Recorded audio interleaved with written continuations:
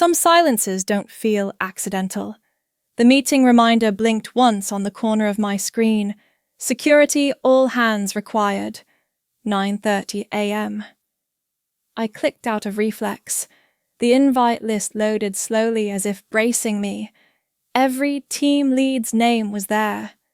Mine wasn't. At first, I thought it was a filtering error. I refreshed, checked for duplicates, opened the calendar manually.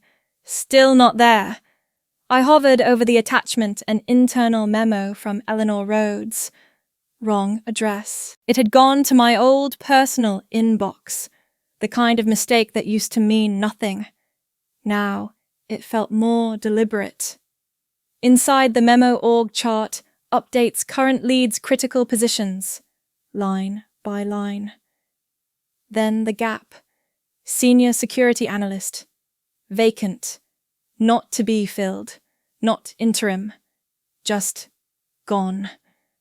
My name wasn't missing. It was removed. The Slack pinged. Paige, Drummond, sorry that invite wasn't meant for you. No apology. No explanation. Just the same tone she'd use if I'd taken someone else's lunch from the fridge. I looked at the mug beside my keyboard. The coffee had cooled. The rim still held a faint stain from Friday's late shift. I hadn't washed it. No one had touched it either. Clicking into the system logs, I searched for my access credentials. A red bar popped up. No user found. It didn't alarm me. I didn't feel anything. Just logged into the secondary terminal, the one IT always forgets during updates. I pulled up the dashboard. The profile icon had been recycled, generic outline, no name. History cleared. I scrolled back to the memo. In the notes section, new protocols require clearance consolidation, redundant positions phased out. Redundant. There had been no conversation, no warning, just absence. Neat, bloodless, and final. I glanced at the edge of my desk where my badge lay, face down, clipped to the navy lanyard with the frayed corner. 9 years. 2 system migrations. 1 internal breach contained before it hit press. None of that changed the way silence settles. I unclipped the badge, set it flat beside the mug. No gesture. No sound. Sometimes the worst erasures don't echo. Ohm patterns aren't hard to see once you stop making excuses for them. The cursor blinked in the report I'd left open, still stuck mid-sentence, the last edit untouched since last Tuesday. I hadn't added anything. There was nothing left to clarify. The logic was sound. The chain was traceable, but the thread ended the same place all my others had, in silence. I remembered the weekly sync 3 months ago. Travis had gestured toward me, but didn't call on me. Claire's detail-oriented. That's her strength, and sometimes her trap. No one corrected him. I didn't either. I smiled, that polite kind of half nod that keeps the air moving. I used to offer to stay late, not because I thought I needed to prove something, but because I believed it might help. When the integration test failed, I rebuilt it, line by line, quietly. Not because I was asked, because I thought that's what being reliable looked like. He'd glanced at the revised doc once. Better. Just don't spook the product team next time. Okay. I think... I nodded. Or maybe I blinked. There was a time I sent detailed notes to Gordon Ames after hours. One in particular I remember. I'd noticed irregular login intervals, strange gaps between token pings and logouts. It didn't match any expected pattern. I didn't dramatize it. I labeled it unusual session behavior. I attached log screenshots, a 3-line summary in plain text. No reply. Not even a read receipt. I didn't follow up. The stack of printouts on the edge of my table had grown dense. Each bundle clipped, labeled, time-stamped. Some pages still held the warmth of fresh toner when I first laid them down. Now they wore a thin film of dust at the corners, like they'd settled into their own kind of resignation. Nina had messaged me once after I flagged a minor inconsistency in endpoint access. Maybe next quarter, Claire. Let it go. No punctuation. Just an unspoken understanding that my job wasn't to be thorough. It was to be aligned. The screen chummed. I hadn't moved in minutes. I closed the laptop softly. No snap. No drama. Just emotion practiced too many times. My hand rested briefly on the top document in the pile. I didn't reread it. I didn't shred it. I placed it gently into the drawer beside the kitchen sink. I didn't lock the drawer. That would have implied I'd be back for it. Recognition, when it does come, has a habit of arriving at the wrong door. The new plaque was just slightly misaligned, as if the person who mounted it couldn't be bothered to check. Brian Talcott, System Integrity Lead. I didn't touch it. Didn't need to. The lettering was still too fresh to have gathered fingerprints. It hadn't been vacant for long. I remembered the review cycle the previous winter. I had flagged a privilege escalation flaw nested in a legacy segment of the auth protocol. It wasn't flashy. It didn't trigger alerts. But it was there, waiting. I'd traced it to a deprecated module that no one admitted owning. I mapped the vectors, annotated the audit log, and sent it all directly to Dave. He skimmed it with the edge of a grin. Good eye. Just don't rattle the team. They spook easy. The following week, Laurie's name appeared in the internal newsletter. Exceptional foresight in identifying hidden vulnerabilities.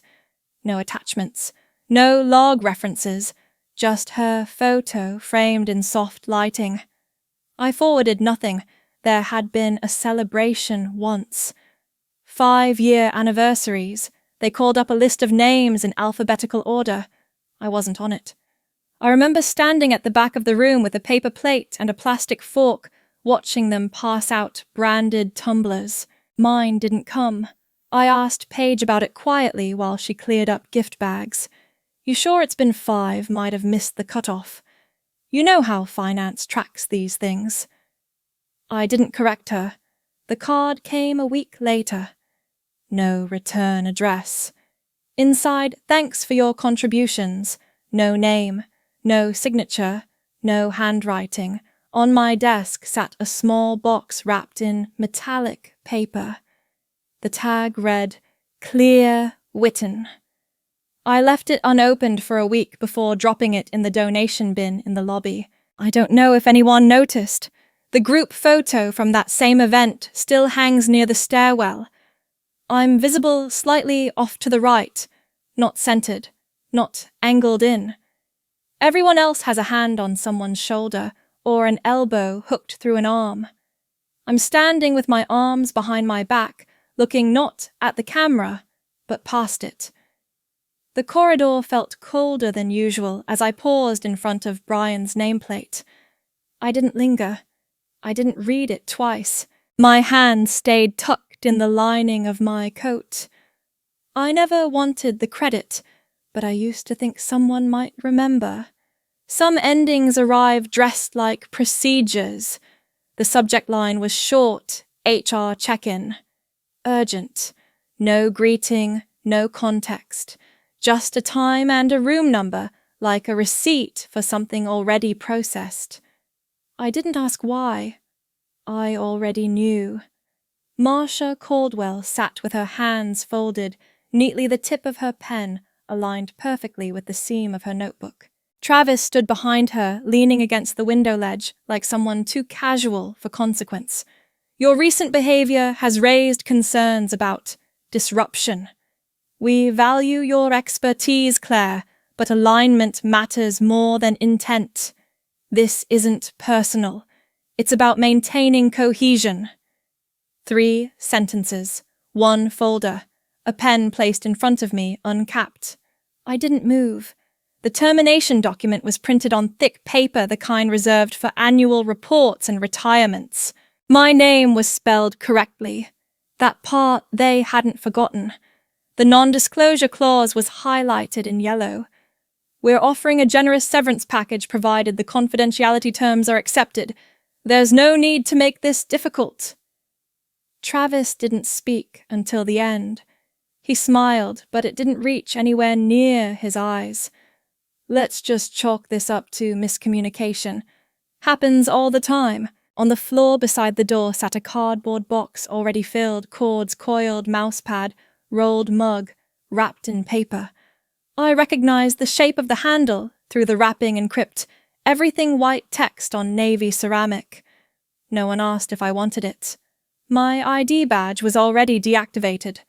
Marcia slipped it off the table and tucked it into her folder without asking. I reached into my coat pocket and touched the edge of the USB drive. It wasn't labeled. It didn't need to be. Every timestamp, every captured screen, every unnoticed flaw, quietly preserved. There were no raised voices, no exit interview, no eye contact. As I walked past the lobby, the receptionist nodded without recognition. My name must have already been removed from the access list. Outside, I stopped at the glass. On the far wall of the atrium, a new canvas had been hung, brushstrokes in chaotic golds and reds, framed in silver. The CEO stood beside it, gesturing at something with a small group around him. It's meant to inspire transformation. That's what Paige had said last week, flipping through the purchase order like it was lunch catering. I didn't tap the glass. I didn't wait for him to notice. I turned away before the reflection settled. Some things aren't meant to be fixed, only walked away from. Some disappearances don't leave an echo, they just stop taking up space. My inbox had 15 unread messages, none from anyone that mattered. 2 automated surveys, 1 system alert, a newsletter with my name still in the header block scheduled, I assumed, before they cleared the directory. I scrolled through the contact list slowly. Paige, Travis, Gordon. I removed each one, not out of spite, just precision. The way you wipe fingerprints from a surface, no longer yours. Laurie's message sat unopened for nearly an hour. Are you not coming in today? Someone said they cleaned out your desk. Another 5 minutes later. Was it voluntary? I didn't answer. I didn't delete them either, just marked them unread again. The backup folder was already structured: dates, logs, code, diffs, exported chat threads. I transferred it to a single drive. Not for evidence, just for memory. Not even encrypted. The files were too quiet to be dangerous now. On the inside door of the cabinet above the sink, I taped a square of printer paper. The handwriting wasn't neat, but it was steady. If no one listens, you walk. No signature. Just the date. The hoodie from the last team off-site still smelled faintly like conference room air conditioning and dry cleaning fluid. I rolled it tightly, pressed it into the back corner of the fridge under a box of stale shortbread I hadn't thrown out. The kind of gesture that doesn't mean anything unless you're the one doing it. I opened the document labeled Connections, a plain text list of personal logins, shared documents, vendor portals, anything that still tied me to their systems. I deleted each one by one. No shortcuts. We just need team players. It's not about being right, it's about being aligned. You're great at details, but not everything needs to be escalated. Their voices had stopped showing up in meetings, but they still arrived in fragments, not like memories, more like residue. There was no goodbye email, no farewell lunch, no tag on LinkedIn. Just an absence no one was obligated to notice. I drafted one last message, subject line, simple report copy. Devlin sequence final. I sent it to myself. The body of the email was empty. I didn't BCC anyone. I didn't archive it in a folder. The title was enough, in case they forget who warned them. Some systems don't crash. They just stop responding. I opened the resume file and stared at the line beneath my last title. The cursor blinked like it had a question. I typed departed role following internal disagreement over protocol breach response. Then I deleted it. I tried, resigned after ethical concerns were dismissed, then deleted that too. The blank space seemed more honest. The kettle clicked off. I poured hot water over the tea bag and let it steep without watching. The string curled around the edge of the mug like it wanted to hide. I moved the cactus from the windowsill to the table. One of the tips had turned yellow, but the rest held.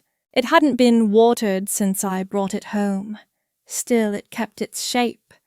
The news droned faintly in the background, language about system slowdowns, unexplained gateway anomalies, federal networks under review. No names, no specifics, just the rhythm of avoidance dressed as information. I opened the report again, the one they didn't read. I changed 2 headings, reworded a subnote for clarity, adjusted the phrasing in the summary, not because I needed it anymore, just because someone might. I didn't add my name this time, not on the front page. The external drive sat beneath the mouse pad, wrapped in a cloth napkin from the drawer. I hadn't used it for anything else. I hadn't needed to. The only notification on my phone was a job posting from a site I didn't remember subscribing to. Technical consultant, growth stage fintech, flexible hours, equity-based. I closed the tab before the page fully loaded. There was a draft message still sitting in my outbox. To Eleanor. Rhodes at Innovate. Direct. Subject clarification on prior documentation. It contained 3 sentences, 2 links, and 1 quiet sentence. I believe you already know. I never hit send. I folded the scarf tighter around my neck and stepped out onto the balcony. The railing was cold, though the air wasn't. The city sounded further away than usual. The tea didn't need sugar. I didn't need answers. I let the steam touch my face and waited for the mug to cool in my hands. Nothing burned. Recognition feels different when it comes wrapped in urgency. The news ticker moved too fast to read word for word, but the pattern was clear. Federal systems affected. Breach traced to vendor access. Elevated risk level. The anchor's voice was too smooth for the words he read. My phone lit up without sound. Can you jump on a quick call? Need to clarify a few things. Travis. No greeting, no sign-off. An email followed. Hi, Claire. The board would like to loop you in for technical clarity. Just a few questions. Page. Marked high priority. BCC field visible. Sloppy. The next ping came with a name I hadn't seen since the memo. They're asking for you by name. Eleanor didn't waste space. I refreshed my inbox. HR had joined the chorus. Urgent. Security meeting private. Please confirm attendance. No context. No explanation. Just the kind of formality that implies consequence.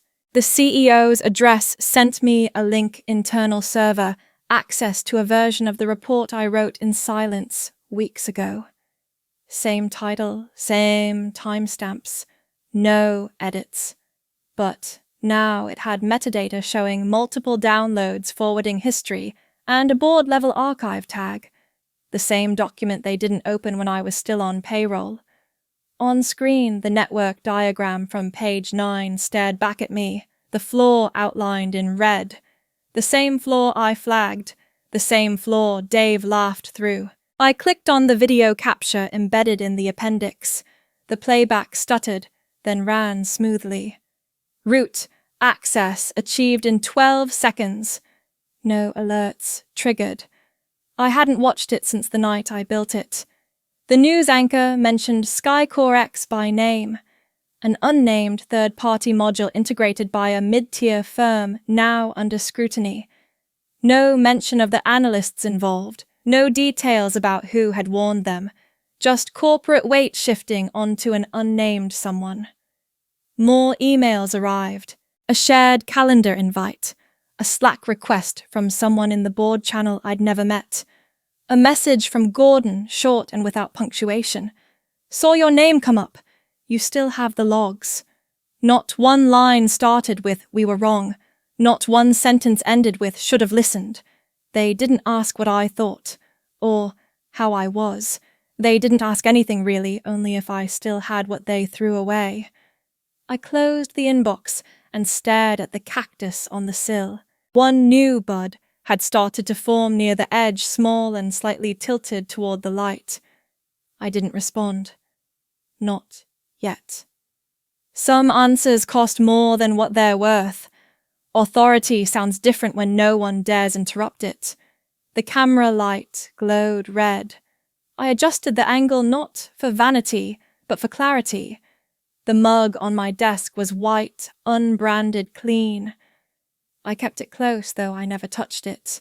The meeting room filled slowly, boxes popping up names in all caps, muted by default. Thomas Redford's frame appeared first. His tie was crooked eyes down. Gordon followed, shoulders drawn, tight mouth barely moving. Dave showed up late. He smiled once, then disappeared into silence when the moderator disabled his video. The federal reps didn't show faces. Their screens were black, labeled only by agency initials, but they stayed unmuted. And they listened. I shared my screen. The exploit sat where it always had. Nested code malformed session trace bypass. I walked through the sequence, each step exactly as I had written it. I didn't speak faster than necessary. I didn't pause for validation. Every click was rehearsed, not from practice, but from being ignored too many times. Timestamp confirms pre-deployment origin. QA override initiated from executive credentials. System-wide access granted without audit trail. No one disputed the evidence. No one could. My cursor hovered briefly over the final line of the patch notes, marked temporary, to be removed later. Still visible, still unremoved. They asked for impact estimates. I gave them. They asked if the flaw was known before rollout. I confirmed. They asked who had access. I listed names. Dave tried to speak. In hindsight, the moderator muted him again. Thomas tried to reframe. There was a communication breakdown. One of the federal voices cut in. You had 20 pages and 3 video demos. You didn't read them. No defense followed. I didn't smile. I didn't gloat. I adjusted my glasses and minimized the shared screen. The questions ended. The silence stayed. I didn't leave. They began signing off one by one. Windows closed. Names faded. But I stayed. I watched them. Watched the weight return to their shoulders, watched the pivot from power to protection. The only remaining window held my own reflection. Hair pulled back, no jewelry, just fabric and breath. I wasn't asking to be believed. I wasn't waiting to be thanked. The screen didn't blink when I stopped talking. It didn't need to. They heard me. This time they had no choice. Some returns aren't about going back. They're about drawing a line where the road ends. The building hadn't changed. Same lobby tiles, same artificial fig tree in the corner, same faint hum of recycled air. The badge they handed me was heavier than the old one, metal instead of plastic. My name etched into it, not printed. The weight wasn't symbolic, it just didn't bend. The receptionist reached below the desk and held out a cardboard box. This was left in the storage room. Someone said it was yours, wrapped in brown paper dented on one side. I opened it halfway and saw the old mug. Still intact. Encrypt everything. I set it gently back down. You can toss it. Upstairs the table was longer than I remembered. Fewer faces around it this time. Thomas nodded once, without lifting his eyes. Eleanor stood beside him with a folder already open. We're prepared to move forward with your terms. The board has approved direct reporting structure. Your discretionary budget will not require department clearance. Travis and Gordon's departures have been formally processed. The room didn't wait for confirmation. The contract was already printed. At the top, the title, Director of System Integrity. Claire Whitman. No suffix, no acting, no interim. The last page listed my compensation, the equity package, and the press release copy. Innovate Solutions acknowledges and appreciates the actions of Claire Whitman in identifying and resolving a critical breach in system infrastructure. The language had been workshopped. Every word was intentional. None of it was generous. We'll circulate the announcement this afternoon. You'll have final approval. We're aware this won't erase what's happened. Thomas shifted once in his seat. But we're hoping to rebuild trust. I didn't answer. My pen sat balanced across the top of the folder capped. I uncapped it without a sound and held it for a moment before writing. The ink didn't hesitate. Neither did I. No edits, no initials, just my name spelled the way it's always been. They watched the stroke of each letter. I didn't. I already knew how it would end. Peace doesn't make a sound when it arrives. It just fits. The report sat folded beside the tea. Printed, not emailed. The kind of document meant to be archived, not read. My name appeared once in the executive summary, once in the appendix. I underlined neither. I didn't share it, didn't save it. I closed the folder and let it rest beneath a coaster, the one with the faint ring from last winter's coffee. The cactus had outgrown the old pot. I moved it closer to the window where the light held longer in the morning.